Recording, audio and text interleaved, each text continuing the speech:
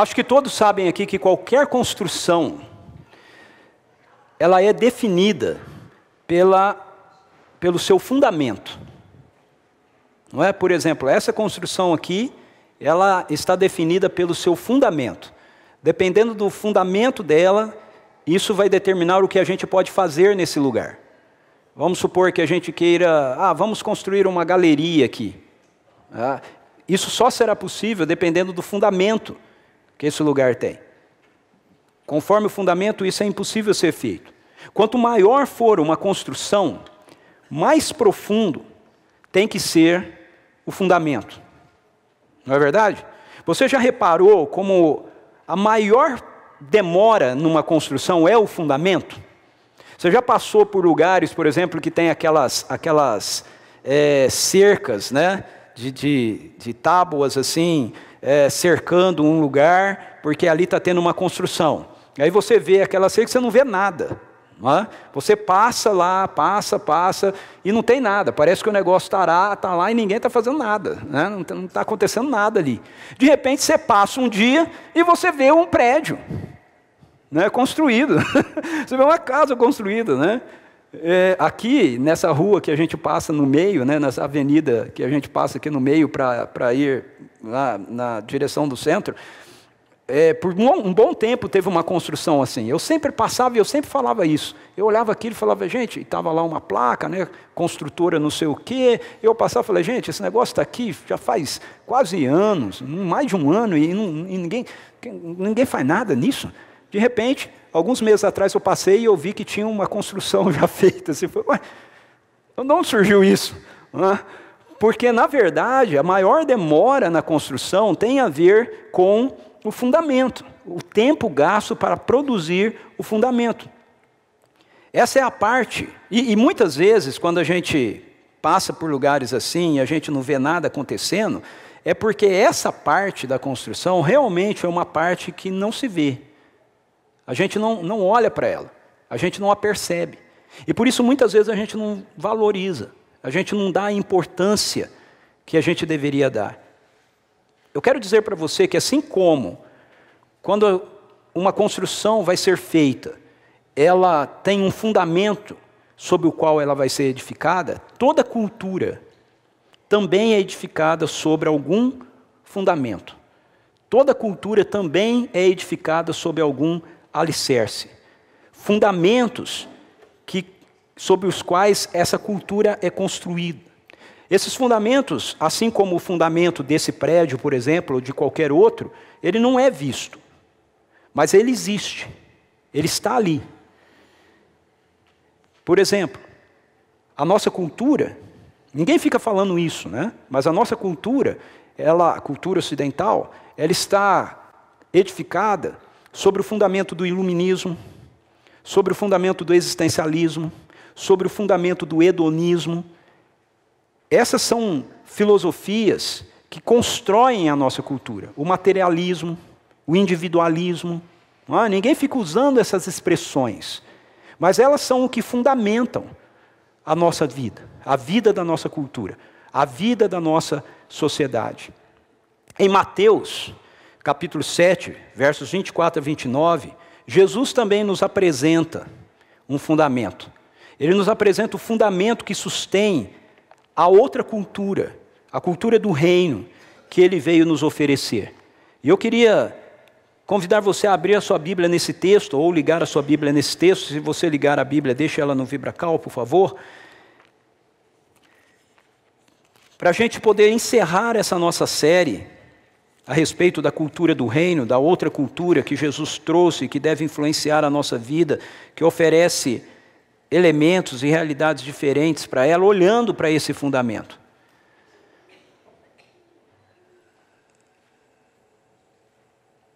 Eu quero ler o texto com você. Assim todo aquele que ouve essas minhas palavras e as pratica, será comparado a um homem sábio que construiu a sua casa sobre a rocha. E caiu a chuva, vieram as enchentes, sopraram os ventos e bateram com violência contra aquela casa, mas ela não caiu, pois tinha seus alicerces na rocha. Pois todo aquele que ouve essas minhas palavras e não as pratica é como um insensato que construiu sua casa sobre a areia, e caiu a chuva, vieram as enchentes, sopraram os ventos e bateram com violência contra aquela casa, e ela desabou, e grande foi a sua ruína. Quando Jesus acabou de pronunciar essas palavras, estavam as multidões atônitas com o seu ensino, porque ele as ensinava como quem tem autoridade e não como os mestres da lei. Nós vimos que o evangelho do reino que Jesus vive, o evangelho que ele proclama, o evangelho que ele nos convida a se render e a viver a partir dele, traz transformações poderosas para a nossa vida. Esse evangelho muda a maneira que nós pensamos. Esse evangelho, ele muda as nossas palavras, a maneira como nós tratamos os outros, falamos com os outros. Esse evangelho muda as nossas atitudes, a maneira que nós nos relacionamos com as pessoas. Esse evangelho muda os nossos desejos. E segundo Jesus, todo ser humano, sem exceção, ele constrói a sua vida sobre 2 tipos de alicerces diferentes. É assim que ele termina o que nós conhecemos aqui em Mateus como Sermão do Monte. Ele traz um monte de ensinos a respeito da cultura do reino, das realidades que o evangelho vão implementar na vida da gente, e quando ele termina esse seu ensino aos seus discípulos, ele diz, então, todo ser humano, ele vai construir a sua vida em cima de algum tipo de alicerce. Se vocês ouvem aquilo que eu estou ensinando para vocês, isso pode ser o alicerce da vida de vocês. É assim que Jesus está terminando. Nós não podemos, portanto, ver esses alicerces, mas eles estão aí. Nós reconhecemos os alicerces sobre os quais uma pessoa está edificando a sua vida, não por aquilo que a gente enxerga do alicerce, mas pelo tipo de construção que está sob o alicerce. Então nós não enxergamos o alicerce, mas nós o reconhecemos pelo resultado que esse alicerce traz para a nossa vida. Nós podemos então construir sobre um terreno firme, de acordo com Jesus, com um fundamento numa rocha firme, ou nós podemos construir sobre um solo arenoso. São os 2 fundamentos que Jesus apresenta aqui para a gente. Você pode ter um fundamento que está sobre uma rocha, um alicerce que vai ser inabalável, ou você pode construir sobre um terreno arenoso que, por mais bonito que possa ser a construção, na hora dos embates da vida vai experimentar o caos. Então, o primeiro alicerce vai permanecer, o segundo alicerce irá cair. O problema da cultura que nos cerca é justamente esse. A nossa cultura, a cultura do presente século, a cultura na qual eu e você estamos inseridos e nós vivemos, ela nos ensina a dar mais atenção à aparência da construção da nossa vida do que ao alicerce sobre o qual nós estamos construindo a nossa vida.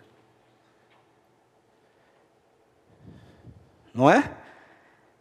Ela está sempre jogando enfoque, para o acabamento,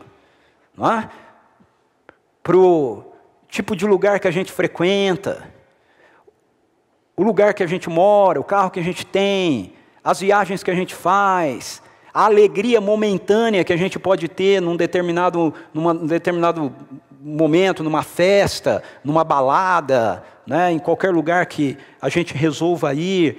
Então, a televisão, que é a mídia, é o principal veículo, de transmissão disso. E ela está sempre mostrando para a gente a aparência. Ela não mostra o fundamento.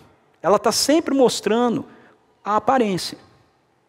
E não aquilo que nós não vemos. Então você se depara com a vida de pessoas, por exemplo, que você vê na televisão, às vezes, vou usar um exemplo assim, um artista, qualquer pessoa assim, e você olha para a vida dele, e ele está dando entrevista, ele está dando show, ele está falando, e a sensação que você tem é que ele é uma pessoa super resolvida na vida, uma pessoa super feliz, uma pessoa super satisfeita, uma pessoa para cima, né? Esses programas de televisão convidam esses caras para ficar falando sobre situações, né, de problemas, né, da sociedade, né, como se eles fossem experts no assunto. Mas aí passa um pouquinho, você ouve a notícia de que o cara está internado porque ele usou overdose de cocaína, que o sujeito está em depressão profunda, que o cara se matou. Você ouve notícias assim, que não tem nada a ver com aquilo que a pessoa está apresentando, aquilo que a pessoa está projetando para a gente. Por quê? Porque o que a cultura projeta tem a ver com a aparência, não tem a ver com o fundamento. Mas a outra cultura, a cultura do Evangelho, a cultura que Jesus nos traz, o fundamento é mais importante. Jesus nos ensina a edificarmos a nossa vida em um fundamento que seja eterno. Ele não está interessado meramente no acabamento, né? Se você usou Sherwin Williams ou se você usou Souvenir. Okay? Ele não está interessado que tipo de tinta você usou, que tipo de roupa que você veste. Okay?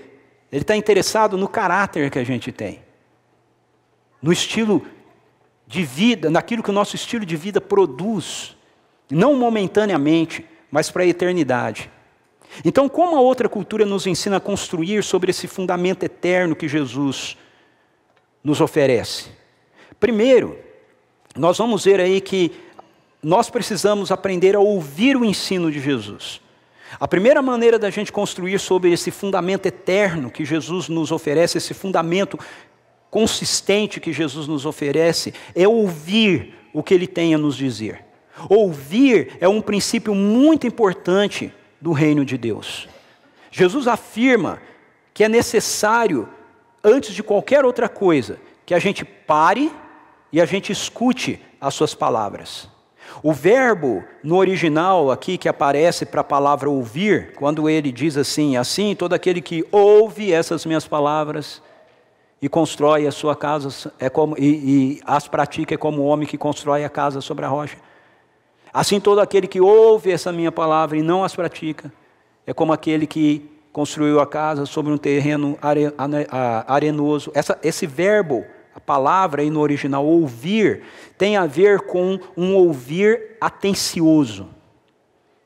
Não é assim, um ouvir com descaso, ok? Não é você ouvir algo mexendo no celular, né? É você dar completa atenção àquilo que você está ouvindo. Um ouvir atencioso, um ouvir que pondera, um ouvir que considera o que está sendo dito. Ele diz, então, a partir disso, que a partir do que nós ouvimos e como nós reagimos ao que nós ouvimos, nós vamos ter dois alicerces. Verso 24, ele diz, porque quem ouve essas minhas palavras e as pratica, é como um homem prudente que construiu a sua casa sobre a rocha. E aí depois ele vai dizer, mas quem ouve essas minhas palavras e não as pratica, no verso 26, é como um insensato que construiu a sua casa sobre a areia. Então veja, ouvir é um pré-requisito para que nós possamos discernir e escolher a vontade de Deus. Ouvir é um pré-requisito. Nas duas situações, os dois exemplos que Jesus nos apresenta, começa com ouvir. Ouvir. Você não constrói sua vida sob um alicerce que permanece sem antes ouvir. Ok? Você precisa ouvir. No Antigo Testamento, nós temos várias vezes essa exortação para que ouçamos. Então Jesus está tomando aqui um modelo de ensino que na verdade acontece do Antigo Testamento. Deus dizia muito isso a Israel, continuamente ele dizia ao povo de Israel lá no Antigo Testamento, através dos profetas, através de Moisés, ouçam o que eu tenho a dizer para vocês. Ouçam. Nós temos várias vezes essa exortação, ouçam. A mais famosa delas, qual que é? Ouve, ó Israel. A mais famosa é o Shema. Né? Shema, essa palavra no hebraico significa ouvir. Ok? Shema. Ouça. É o imperativo. Ouça. Essa no Antigo Testamento é a expressão mais famosa, mas muitas vezes acontece ao longo do Antigo Testamento. Ouça, ó Israel, o Senhor, o nosso Deus, é o único Senhor, e aí então vai vir uma série de orientações. Então Jesus está usando esse mesmo modelo do Shema aqui. Ele está dizendo, ouça, preste atenção. Então a primeira questão que nós temos que nos perguntar essa manhã é, temos ouvido? Temos ouvido? Nós temos ouvido as palavras do Senhor? Veja, nós podemos ler esse livro e não ouvir a voz. Nós podemos lê-lo sem dar atenção a ele. Nós podemos lê-lo sem levar a sério aquilo que está sendo dito aqui. Nós podemos lê-lo como um texto que é para um departamento da nossa vida. É a minha vida espiritual, meu momento de devocional com Deus. Aí eu li, e aí eu saio para viver a minha vida. Eu ouvi. Há um salmo que o salmista ora dizendo assim, Senhor, cavastes ouvidos em mim. Nossa cultura não é uma cultura que ouve. Nós temos muitos ruídos, não é verdade? Muitos ruídos. Nós temos muitas informações, mas somos por demais superficiais na nossa escuta. Não é meramente ouvir, é ouvir com atenção. Ou seja, realmente é escutar. Nós não consideramos com seriedade aquilo que nós ouvimos. Então essa é a primeira questão. Se você quer, se eu quero edificar a minha vida sobre o fundamento da outra cultura, sobre o fundamento do reino que Jesus me dá, eu preciso dar atenção ao que Ele me diz. Eu preciso levar a sério o que Ele me diz. Eu preciso dizer para o Espírito Santo, Senhor, cavastes ouvidos em mim. Transforma meus olhos em ouvidos. Usando uma linguagem de um pastor aqui chamado Eugene Peterson. Essa é a razão do porquê muitas vezes nós não praticamos o que nos foi dito. É porque nós ouvimos, mas nós não ouvimos com atenção. Shema. Mas ouvir é só o começo. Nós vamos construir sobre fundamentos eternos, então, praticando o que nós ouvimos. Praticando o ensino de Jesus. Veja o que ele diz aí. Portanto, quem ouve essas minhas palavras e as pratica, é como um homem prudente que construiu a sua casa sobre a rocha. Mas quem ouve essas minhas palavras e não as pratica, é como um insensato que construiu a sua casa sobre a rocha. Então, segundo Jesus, o que faz a diferença entre uma pessoa e outra, quanto ao seu ensino, não está no que elas ouvem. Por quê? Porque tanto uma quanto a outra ouviu a mesma coisa. Tanto a que construiu e a casa permaneceu, quanto a que construiu e a casa caiu, ouviram a mesma coisa. Então não está no que você ouviu, não está naquilo que está registrado nesse livro, não está naquilo que o Espírito Santo fala com a gente, está na reação nossa a isso, está em como nós lidamos com aquilo que nós ouvimos. Embora ouvir seja importante, e tem que começar pelo ouvir, por quê? Porque nós podemos agir baseados em nossos próprios pensamentos e desejos. Por isso que o fundamento começa sobre ouvir. Se você primeiro não ouvir Jesus, se você não ouvir a sua palavra, você vai construir a partir dos seus desejos. Você vai construir a partir dos seus fundamentos, atribuindo das suas ansiedades, atribuindo isso a Deus. Então, não é o que ouvimos que produz o fundamento. O fundamento é o que Jesus diz. O fundamento é ouvir o que Jesus diz. Mas, o que edifica sobre esse fundamento é a maneira que nós agimos em relação ao que ouvimos. Para criar uma metáfora aqui com a parábola de Jesus, nós poderíamos dizer que ouvir seria como recebermos de Jesus o material para a construção do alicerce. Ok? Esse é o ouvir. Todo mundo recebeu o mesmo material.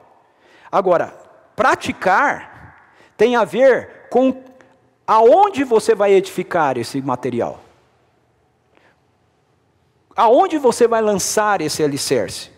Como você vai lançar, usar aquilo que você recebeu? Então, ouvir é receber o material para o alicerce. Praticar é a construção do próprio alicerce. Na versão de Lucas, desse texto, do Sermão do Monte, Jesus começa questionando justamente o fato de muitos se dirigirem a ele dizendo: Senhor, Senhor, mas não fazerem aquilo que ele manda. Ouvirem, mas não fazerem. Olha o que ele diz, Lucas 6,46. Por que vocês me chamam Senhor, Senhor, e não fazem o que eu digo? Será que nós não temos que muitas e muitas vezes parar e admitir isso em relação a nós mesmos? Certa vez um dos meus mentores me disse o seguinte: Ricardo, não é mais conhecimento da Bíblia que a gente precisa. É mais prática daquilo que a gente já sabe. Como nós vivemos numa cultura influenciada pelo iluminismo, para a gente é importante, muitas e muitas vezes, na nossa cultura religiosa, ficar sabendo mais e mais e mais e mais e mais. Mas veja, para o reino, é mais importante o que você pratica daquilo que você já sabe, do que você saber mais do que você já sabe.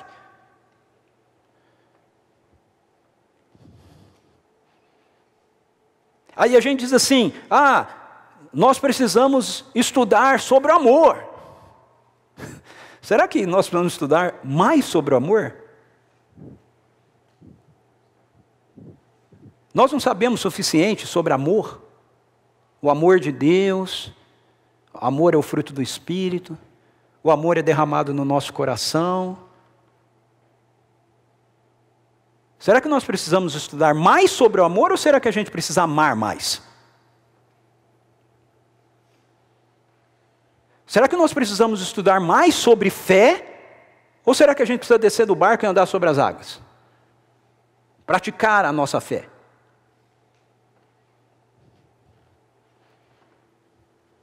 A gente vê uma situação que tem desencontro e a gente diz assim: a gente precisa estudar mais, falar mais sobre perdão na igreja. Cara, nós precisamos falar mais sobre perdão na igreja? Quem não sabe que tem que perdoar uns aos outros como Deus nos perdoou em Cristo Jesus?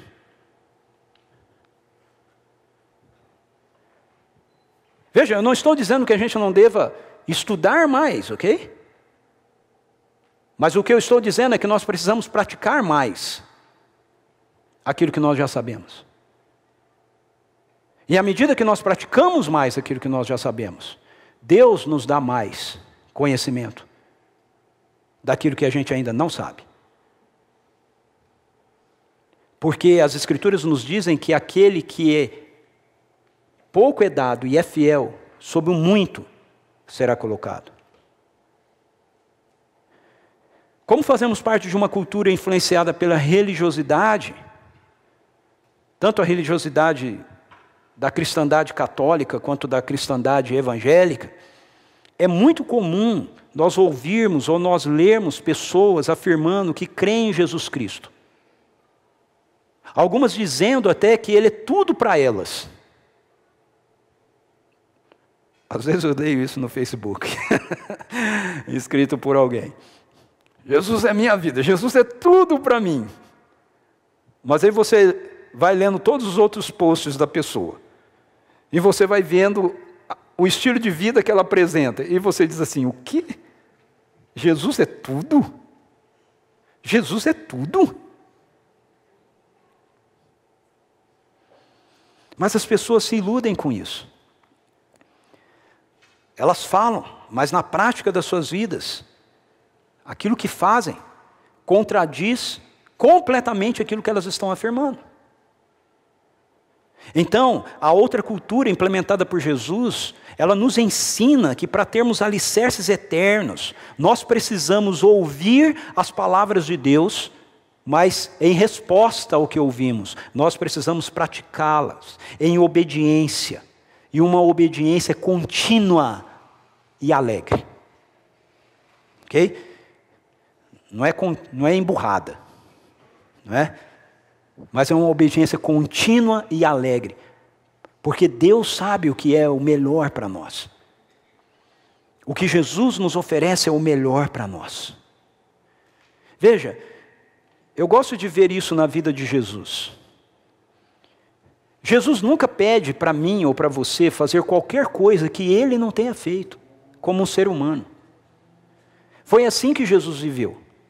Jesus viveu a vida dele em uma contínua e alegre obediência à vontade do seu Pai, às palavras do seu Pai, à voz do seu Pai. Veja o que ele diz para a gente em João 15:10. Ele diz assim, se vocês obedecerem aos meus mandamentos, permanecerão no meu amor, assim como tenho obedecido aos mandamentos de meu Pai, e em seu amor permaneço. Olha só, Jesus não está dizendo para você, ei, você tem que fazer isso. Ah, Senhor, e você? Eu não, eu sou filho de Deus. Eu não preciso. Não, Ele está dizendo, ei, faça isso. Por quê? Porque eu fiz. Eu fiz tudo aquilo que o meu Pai disse. Eu obedeci o meu Pai 100%. Jesus cumpriu a lei 100%. Eu e você não seríamos capazes de cumpri-la. Ele cumpriu a vontade do Pai 100%. E Ele fez isso não emburrado, por amor. Por amor. Se vocês obedecerem aos meus mandamentos, permanecerão no meu amor. Assim como eu tenho obedecido aos mandamentos de meu Pai, em seu amor permaneço. Jesus fazia por causa do amor que Ele experimentava do Pai. Nós devemos obedecer Jesus por causa do amor que nós experimentamos dele por nós. E talvez você diga assim, mas eu estou passando por momentos tão difíceis, eu não tenho percebido o amor de Jesus por mim. Olhe para a cruz. O amor dele está demonstrado naquilo que ele fez na cruz. O amor dele não está demonstrado por nós pelas situações e circunstâncias da nossa vida. O amor dele não é para ser pesado ou avaliado pelas crises, os problemas e as lutas que nós temos. Todo o amor de Deus foi demonstrado por nós na cruz. Paulo diz isso, João nos diz isso. Deus prova o seu amor por nós, pelo fato de Cristo ter morrido por nós, diz Paulo, sendo nós ainda pecadores. João nos diz que nisso consiste o amor, não que nós tenhamos amado a Deus, mas que Deus amou-nos primeiro e deu-nos seu Filho. Então toda a realidade do amor de Deus por mim e por você está no fato de que o Deus eterno se fez um ser humano, viveu a vida que eu e você não podemos viver, morreu a morte que nós deveríamos morrer, e agora, porque nós cremos nele, toda a realidade da sua vida está inserida na nossa vida, e mediante a graça dele nós podemos viver livres, sem medo, como filhos, filhas. Nós não precisamos ficar pesando na balança, isso eu fiz certo, isso eu fiz errado, isso eu fiz certo, isso eu fiz errado. Eu fiz mais coisa errada do que certa. Deus, essa semana Deus não está bem comigo. Não é assim. As misericórdias do Senhor se renovam conosco todas as manhãs. Pode acreditar no que eu vou dizer para você. Deus entre aspas, acorda, entre aspas, porque Deus não dorme, ok? Deus, entre aspas, acorda todas as manhãs de bem humor.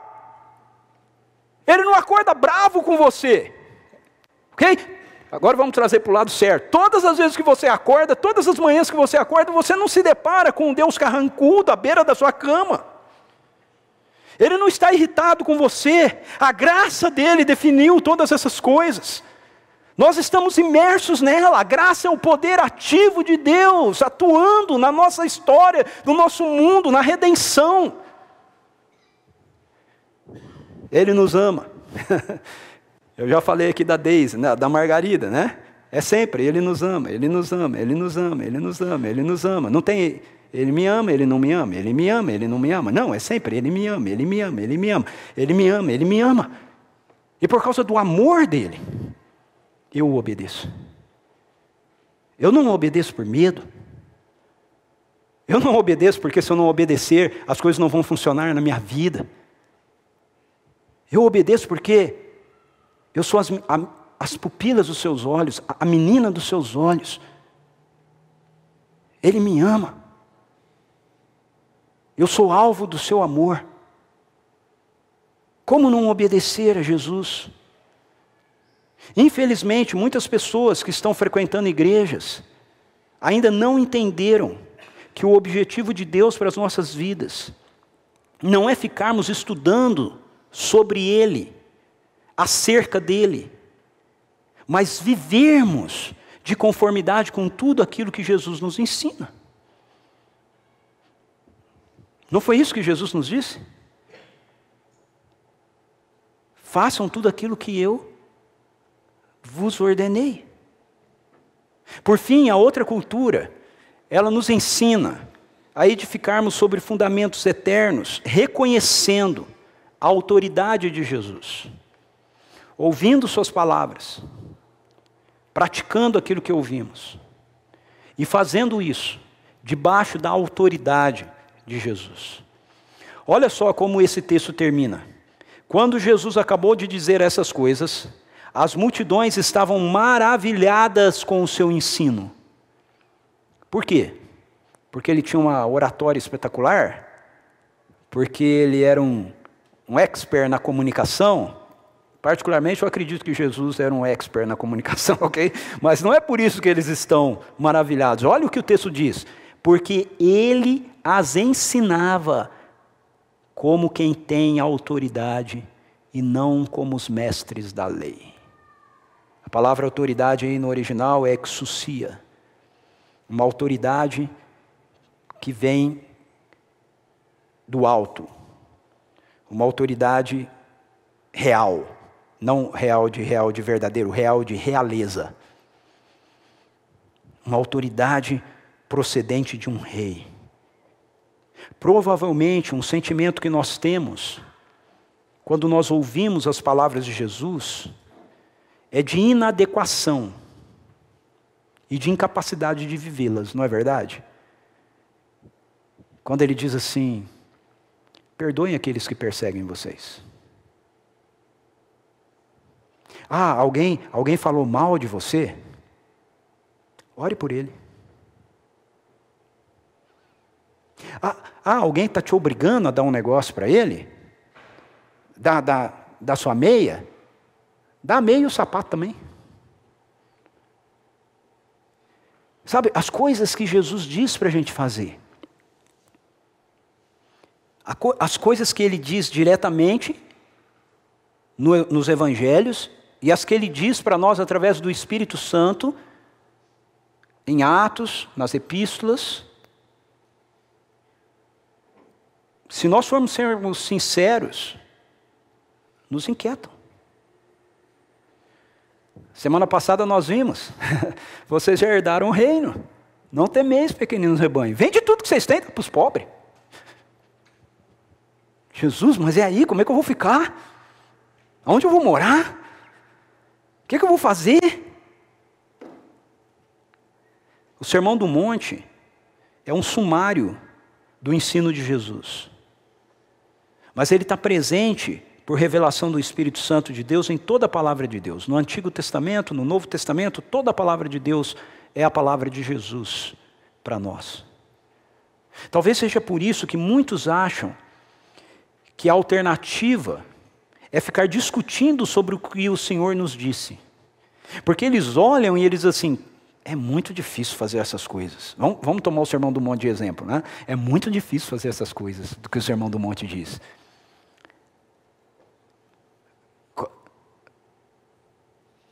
Ouviste o que foi dito aos antigos, não adulterarás, eu porém vos digo, qualquer homem que olhar para uma mulher e tiver uma intenção impura no coração por ela, já adulterou.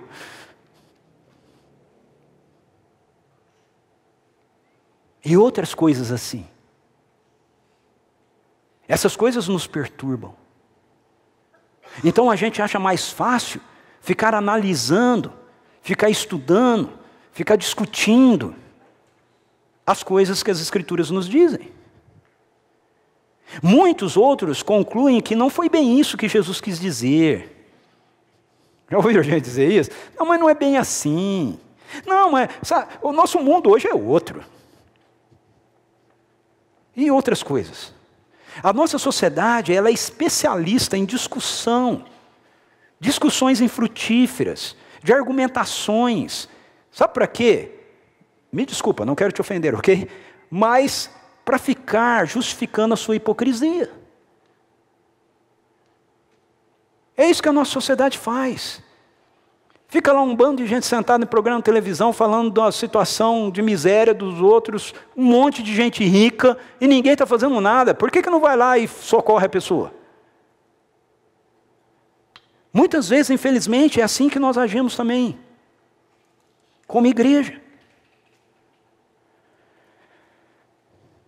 Sabe, as pessoas da nossa sociedade gastam fortunas para ficar decorando seus edifícios. Edifícios que foram levantados sobre um alicerce que vai ceder a hora que a dureza da vida chegar. A hora que o inexplicável acontecer. A hora que o resultado não for favorável. A casa cai. Mas a alternativa que a outra cultura nos dá não é essa. A alternativa que a cultura do céu nos dá é reconhecermos que Jesus Cristo tem exousia, tem toda a autoridade. E nós seremos capazes de praticar as suas palavras, não por conta do nosso desempenho, não por nossa própria capacidade, não porque nós sejamos bons e justos o bastante, mas nós vamos conseguir praticar tudo que Jesus nos disse, porque a nossa vida está debaixo da autoridade dEle, e a autoridade dEle é transferida a nós. Nós praticamos porque nós reconhecemos que Jesus tem toda a autoridade nos céus e na terra, e que essa autoridade toda que Ele tem nos céus e na terra, essa autoridade plena que Ele tem, mediante a graça dEle, nos é estendida, nos envolve, nos inclui. É assim que o sermão o Evangelho de Mateus termina. O Sermão do Monte termina com Jesus dizendo: ei, edifiquem a casa de vocês sobre o alicerce que tem uma rocha, ouvindo as minhas palavras e praticando as minhas palavras. Mas o Evangelho de Mateus termina enfocando a autoridade de Jesus, enfocando o finalzinho do texto de Mateus 7 que conclui o Sermão do Monte. Que as pessoas olharam e disseram: nossa, quanta autoridade tem esse homem. Veja como termina. Então Jesus aproximou-se deles e disse: foi-me dada toda a autoridade nos céus e na terra. Quanta autoridade foi dada para Jesus? Toda a autoridade. Aonde? Nos céus e na terra. Nos céus e na terra. Quem tem toda a autoridade no céu é Jesus. Quem tem toda a autoridade na terra é Jesus. Ele tem toda a autoridade nos céus e na terra. Me foi dada toda a autoridade. Não está sendo dada, já foi dada. É dele. Todas as coisas lhe pertencem. Cada centímetro quadrado que existe no universo criado, Jesus põe a mão dele e diz: isso é meu. Isso é meu. Pertence a mim. Não pertence à Rússia, não pertence aos Estados Unidos, não pertence ao Brasil, não pertence ao capitalismo, não pertence ao socialismo, não pertence ao marxismo, não pertence a nenhuma ideologia humana, pertence a Jesus. Não pertence a nenhuma religião, pertence a Jesus. Tudo é dele. Ele tem toda a autoridade nos céus e na terra. Se ele tem toda a autoridade, fora dele não há nenhuma autoridade. Nenhuma autoridade. Satanás não tem nenhuma autoridade legal, a não ser aquela que a gente mesmo entrega para ele. Toda a autoridade é de Jesus. Nós precisamos reconhecer isso. E aí ele diz, veja, baseado em toda essa autoridade que eu tenho nos céus e na terra, portanto vão e façam discípulos de todas as nações. O que é fazer um discípulo? É fazer uma pessoa se tornar, eu sou um discípulo, como um discípulo eu sou um seguidor de Jesus. Fazer um discípulo é tornar uma outra pessoa seguidora de Jesus. Ok? Eu não tenho discípulos. Jesus tem discípulos. Eu não tenho discípulos. Jesus tem discípulos. Eu faço discípulos para Jesus. Os discípulos são de Jesus, não são meus. Naquilo que você imitar a minha vida, eu espero que seja imitado, porque nela tem um reflexo da vida de Jesus. No que na minha vida não tem um reflexo da vida de Jesus, você não deve imitar. Você não deve ser meu discípulo, você deve ser discípulo de Jesus. Eu quero ser discípulo de Jesus. Vão e façam discípulos de todas as nações, batizando-os em nome do Pai, do Filho e do Espírito Santo. E preste atenção nisso agora. Ensinando-os a obedecer a tudo o que eu ordenei a vocês. Toda autoridade, ensinando a tudo. Tudo. Não algumas coisas. Tudo. Ensinando-os a obedecerem a tudo que vos ordenei. Jesus nos ordenou perdoar? Sim? Temos que praticar. Jesus nos ordenou amar? Temos que praticar. Jesus nos ordenou sermos generosos? Sim. Então temos que ser generosos. Jesus nos ordenou expulsar demônios? Sim. Então temos que expulsar demônios. Jesus nos ordenou curar enfermos? Sim, então temos que curar enfermos. Jesus nos ordenou proclamar o Evangelho? Sim, então nós temos que proclamar o Evangelho. Tudo que Jesus mandou a gente fazer, nós temos que fazer. Nós temos que parar de ficar dando desculpas. Ah, mas isso aqui não é bem assim. Ah, mas isso aqui era para a época dos apóstolos. Ah, mas isso daqui era só para Paulo. Ah, mas isso daqui era só para Pedro. Ah, mas isso aqui era só para Atos. Ah, mas isso daqui era só para o Antigo Testamento. Não! Não, nós temos que viver de conformidade com tudo aquilo que Jesus nos ordenou. Sim, tem coisas no Antigo Testamento que são coisas relacionadas à história da redenção, à cultura e etc. Não estou falando dessas coisas, eu estou falando daquilo que tem a ver com a essência da realidade do reino. A outra cultura é uma realidade que o Espírito Santo implementa com poder em nossas vidas. Ele faz isso quando nós ouvimos as palavras de Jesus e nós as praticamos, confiados na autoridade que Ele nos outorgou. Eu posso fazer isso porque isso não depende de mim, depende da graça dEle que está em mim, depende do poder dEle que está agindo em mim, depende da autoridade dEle sobre todo o céu e a terra. A outra cultura não é uma realidade que está sendo guardada para que nós usufruamos dela quando a gente for para o céu, ou quando chegar o milênio, como alguns ensinam. O reino de Deus chegou, Jesus disse. O reino de Deus está aqui, Jesus disse. O reino de Deus está em vós, Jesus disse. As realidades dele já são usufruídas por nós. Ela é a cultura que Jesus viveu, e ele nos deu da sua autoridade para vivê-la. Se a nossa vida, então, for edificada nele, na obra dele, em quem ele é, na autoridade dele, os nossos alicerces serão eternos. E nós veremos essa realidade no dia a dia da nossa existência, mesmo em meio às tempestades da vida. Porque foi Ele quem disse: caiu a chuva, transbordaram os rios, sopraram os ventos, deram contra aquela casa, ela não caiu. Ela não caiu. Por quê? Porque ela tinha os seus alicerces na rocha. Ele é a nossa rocha. Ele é a pedra angular. Ele é sobre quem nós devemos edificar toda a nossa vida.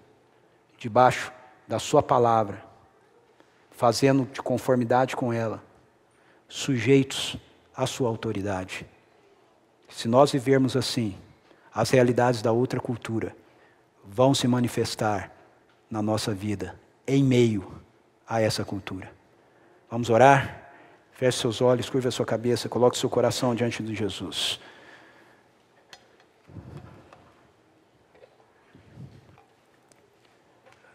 Fale com Ele.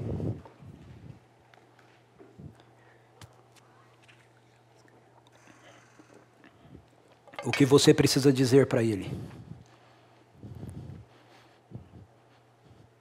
Ele é um Deus de graça. Ele está sempre pronto a recomeçar conosco, quando nós reconhecemos que precisamos dEle. Quando nós reconhecemos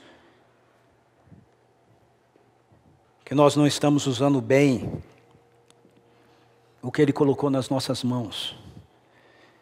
Ele não está contra você, Ele é por você. Talvez agora você precise dizer para Ele: Senhor, eu preciso praticar a Tua palavra no meu casamento. Eu preciso praticar a Tua palavra no ensino dos meus filhos. Eu preciso praticar a Tua palavra honrando meus pais. Eu preciso praticar a Tua palavra na maneira que eu estou usando o meu tempo no meu trabalho. Eu preciso praticar a Tua palavra na maneira que eu tenho lidado com as pessoas. Eu preciso praticar a Tua palavra, Senhor. Perdoa-me, porque eu não tenho feito isso. Obrigado, porque eu posso fazer isso. É assim que eu quero fazer, é assim que eu quero ser. É assim que eu quero agir, Senhor. Não baseado na minha força, não baseado na minha capacidade, mas sujeito à Tua autoridade. Tu és o único, Rei dos reis, Senhor dos senhores. Se toda a autoridade é do Senhor, Satanás não tem nenhuma autoridade. Não queremos ser enganados por ele. A cultura que nos cerca não tem nenhuma autoridade. Não queremos ser enganados por ela. O pecado não tem nenhuma autoridade sobre nós. Não queremos ser enganados por ele. Queremos viver debaixo da Tua autoridade.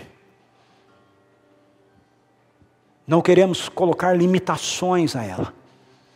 Porque o Senhor diz que toda autoridade te foi dada. Não só no céu, sobre a terra, sobre tudo que existe, deste lado de cada eternidade. O Senhor já tem governo, o Senhor já tem domínio. Então nós queremos render todas as áreas da nossa vida ao Senhor. Tudo nós queremos colocar nas Tuas mãos. Inclina o nosso coração para sermos obedientes à Tua palavra. Não apenas ouvir desatentamente. Ouvir Tua voz com profunda atenção. Não apenas nos colocarmos diante da Tua palavra como uma obrigação religiosa, mas ansiosos diante dela, de ouvir o que o Senhor tem a nos dizer, e de então nos levantarmos e fazermos como o Senhor disse para fazermos, baseados na Tua autoridade, no Teu poder, envoltos pela Tua graça. Essa é a nossa oração, esse é o nosso clamor, Senhor. Haja sim em nosso favor, em nome de Jesus. Em nome de Jesus. Amém.